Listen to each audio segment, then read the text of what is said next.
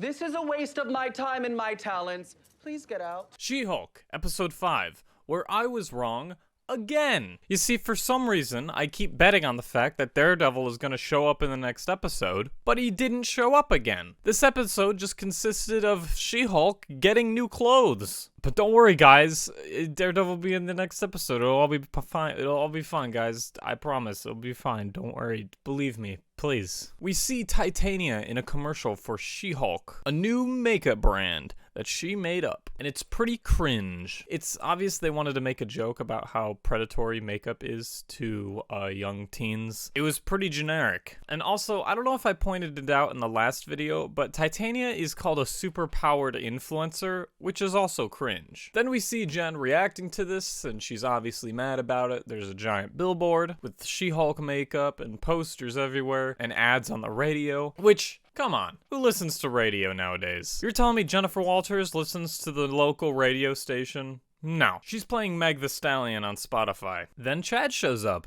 I'm making a killing selling these signed She-Hulk products. They love you. The people, they love the She-Hulk, right? So I need you to little John Hancock for me, will you? No, I'm not signing those. What do you mean you're not signing these? I'm supporting your business venture. No, this is not mine. It has nothing to do with me.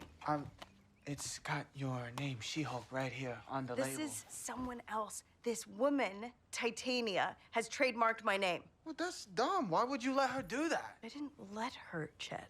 Huh.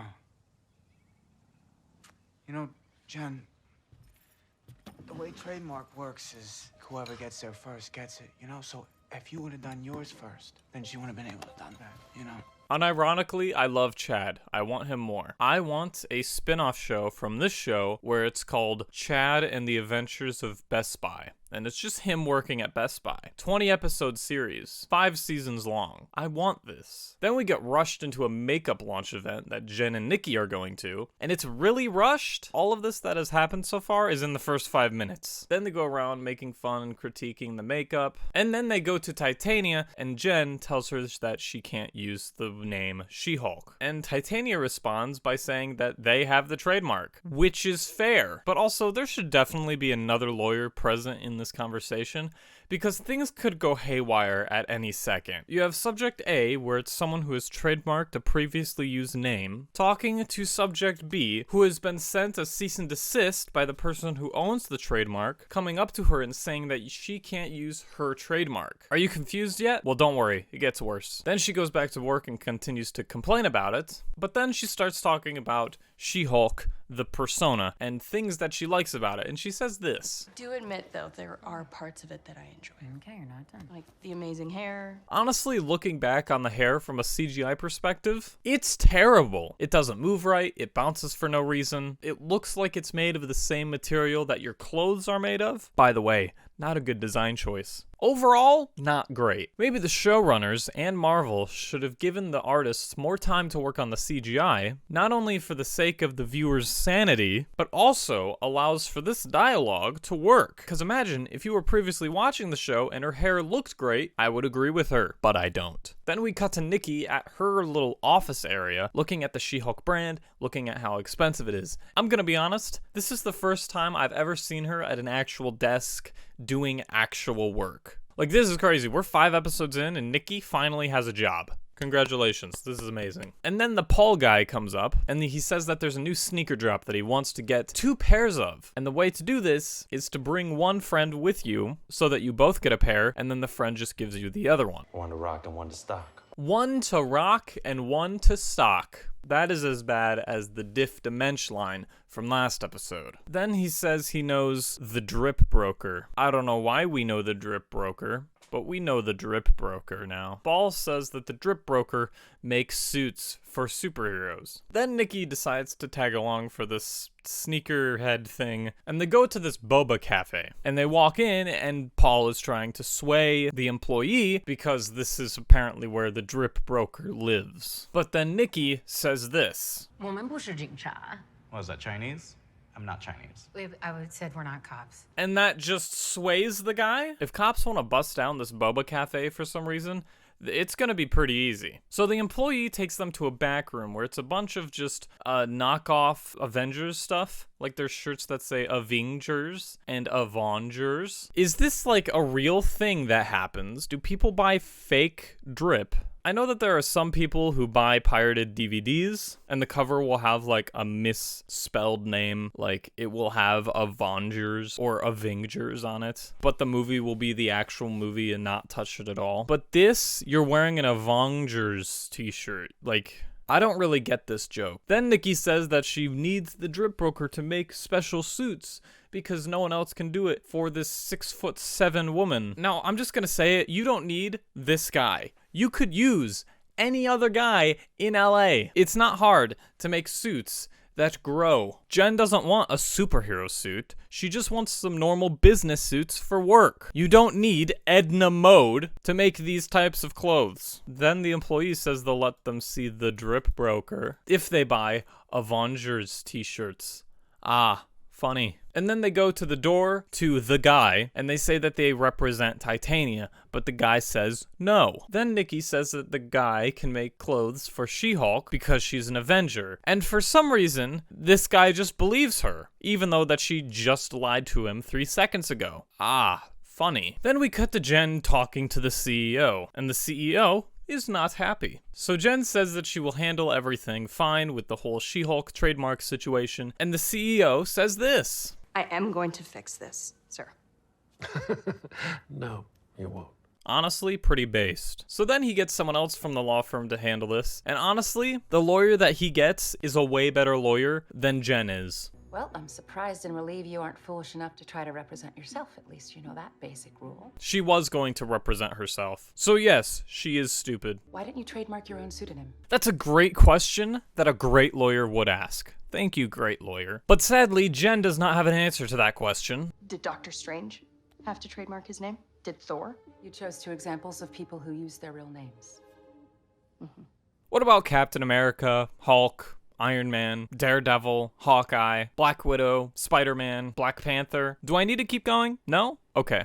And also, I don't know why she brought up Thor, because in the last Thor movie, there were 2 Thors. There was Thor, and there was Thor, because Jane just straight up took his name for some reason. Then we move to a court case. And don't worry, before you ask, it's not good. Titania's lawyer instantly moves to throw out the case because they have the trademark. Pretty solid case. Then the good lawyer says that Jen can use the name because the name was created when she got her powers. Again, a good reason. I'm seeing a pattern here. I don't know much about law, but correct me if I'm wrong. If the person who originally took on the name and the person who trademarked the name both want to use the name, they can both use the name. So why are we having this conversation? And then after their opening statements, Titania stands up and starts talking. I'm sorry, you have a lawyer for a reason. And I'm sorry, this does not follow any court etiquette at all. Why are all of the court scenes in this show so insane? I am absolutely terrified for what they're going to do to Daredevil. Then Titania shows a clip of She-Hulk denying using the name, and then the good lawyer just goes and shows a clip of her using the name. I'm sorry,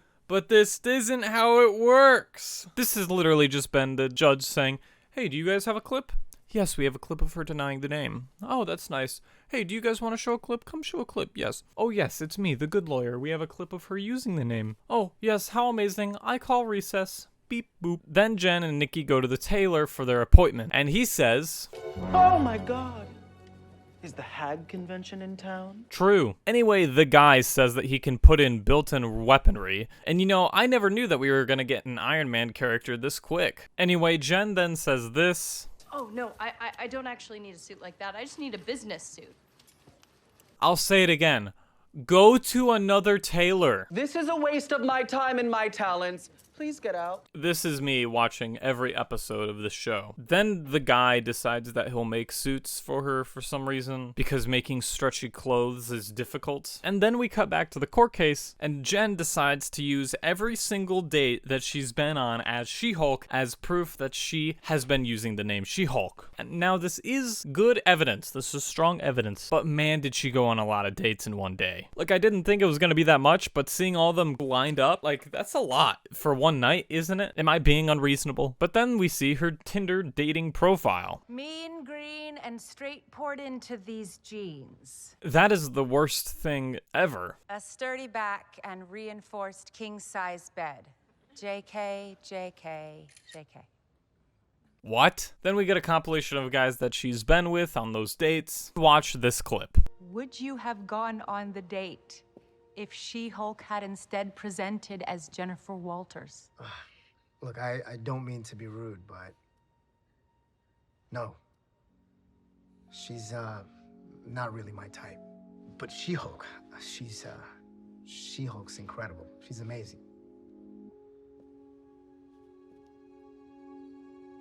Ladies and gentlemen, it's been 5 episodes in, but we have finally gotten a sprinkle of character development. And then she just wins the case. I do like this storyline that they're presenting to us as an idea. You know, Jen gets these new powers. She wants to have a normal life, but she's growing into being She-Hulk, and She-Hulk gives her the ability to help more people. And you know, in the original comics, She-Hulk made her feel more beautiful. It made her feel more of herself. But in the show, it's not really shown that much. There's barely any character arc in the show. There's nothing. It's been 5 episodes already, and we had a little bit of character development, and we had like one piece of character development in the first episode when she originally got her powers. And now in this show, we finally have a scene that's working on building her as a character. Then Jen and the good lawyer go to the bar, and they talk about the dates that Jen hooked up with. I'm sorry, you're the one who swiped on them. Like, that's your fault. But no, guys, don't worry. Objectifying men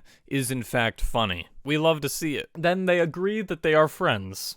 Kinda weird, but okay. Then Jen goes back off to Edna Mode's office to get the suits that she wanted. And we see none of them in the scene, because this is the only hook that they have for the next episode for you to watch. The only hook is, hey, stick around and you might be able to see her new suits. And then we see Daredevil. Well, not Daredevil, we just see the McDonald's helmet. Yes, I'm going to keep calling this horrendous suit the McDonald's suit. I don't care. It's hideous. Especially when you think how the person who made his first suit was mentally disabled, and the person making this one is like the guy. But oh no, Kevin Feige knows what he's doing with Daredevil, doesn't he? But anyway, that's the end of the episode. Thank God. I have no idea how to rate this episode because it's just so nothing. Nothing happens. Nothing to drive the plot forward. You know, in video games, when you have a bunch of side quests that you have to do, so you just get them out of the way before you actually start doing the big quests? This show so far